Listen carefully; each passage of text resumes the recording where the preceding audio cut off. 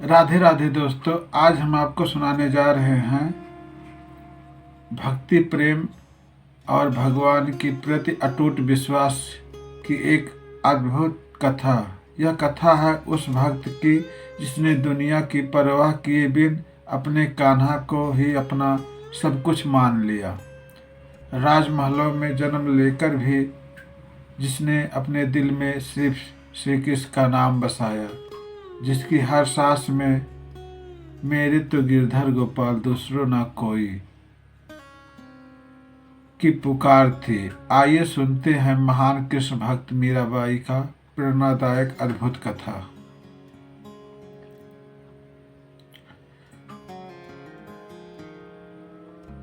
मीराबाई की अटूट भक्ति से कृष्ण की सच्चा प्रेम। राजस्थान के मेवाड़ा नगर में एक राज परिवार में एक कन्या का जन्म हुआ। उस समय उस कन्या का नाम था मीराबाई। बचपन से ही मीरा का मन संसार में नहीं बल्कि कृष्णा की भक्ति में लगा रहता था। कहा जाता है कि जब मीरा लगभग 5 वर्ष की थी तब उन्होंने एक दिन अपनी माता से पूछा, माँ मेरा दूल्हा कौन है?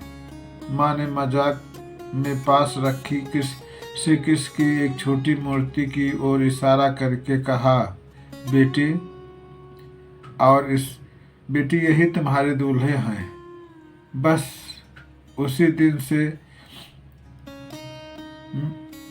मीरा ने मान ही मन में कृष्ण को अपना पति मान लिया। वहीं वह उस मूर्ति से बात करती, उसे सजाती, भोग लगाती और उसी के साथ खेलती थी। समय बीतता गया, मीरा बड़ी हो गई। उनका विवाह मेवाड़ा के एक राजकुमार भोजराज से हुआ। विवाह के बाद मीरा चित्तौड़ के महल में रहने लगी, लेकिन महल की रानी बनने के बाद भी मीरा का मन राजसी सुखों में नहीं लगा। उनका मन तो केवल श्री कृष्ण के नाम, भजन और कीर्तन में लगा रहता था।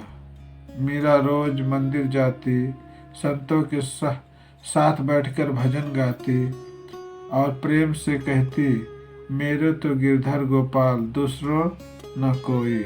यह बात राज परिवार को अच्छी नहीं लगती थी। उन्हें लगता था कि एक रानी को साधुओं के साथ बैठकर भजन नहीं गाना चाहिए। धीरे धीरे विरोध बढ़ने लगा। एक दिन मीरा को मारने के लिए एक योजना बनाई गई। उन्हें विष से भरा हुआ प्याला भेजा गया और कहा गया कि यह श्री कृष्ण का चरणामृत है। मगर उस समय इनकी दासी, मीरा जी की दासी ने सब कुछ देख लिया था और सुन भी लिया था कि उस चरणामृत में जहर मिलाया गया है। तब वो चरणामृत जैसे उनके देवर ने ला के उनको दिया, उससे तो उसी समय वो नौकरानी आ गई और बताए चुपके से कि आपके इस चरणामृत में लोगों ने जहर मिला के रखा है। तब मीरा ने उसे जैसे ही प्याला हाथ में लिया, उन्होंने श्री कृष्ण का नाम लिया और बोली, हे मेरे गिरधर गोपाल, यदि मेरी भक्ति सच्ची है तो यह विष भी अमृत बन जाएगा। यह कहकर मीरा ने पूरा प्याला पी लिया। लेकिन हुआ क्या, विष का मीरा पर कोई असर नहीं हुआ। वह सुरक्षित रही। सब लोग आश्चर्य में पड़ गए। यह देखकर सबको समझ में आ गया कि मीरा की सच्ची भक्ति है और स्वयं श्री कृष्ण उनकी रक्षा कर रहे हैं। कुछ समय बाद फिर एक योजना बनाई गई। इस बार मीरा को फूलों की टोकरी में एक जहरीला सांप भेजा गया। जब टोकरी मीरा के पास पहुंची तो उन्होंने प्रेम से श्री कृष्ण का नाम लिया और टोकरी खोली, लेकिन जैसे ही टोकरी खोली वहाँ सांप नहीं था, वहाँ श्री कृष्ण की सुंदर मूर्ति थी। यह देखकर मीरा की आंखें आंसू से बहने लगी। उन्होंने कहा, हे प्रभु, आप अपने भक्तों की रक्षा के लिए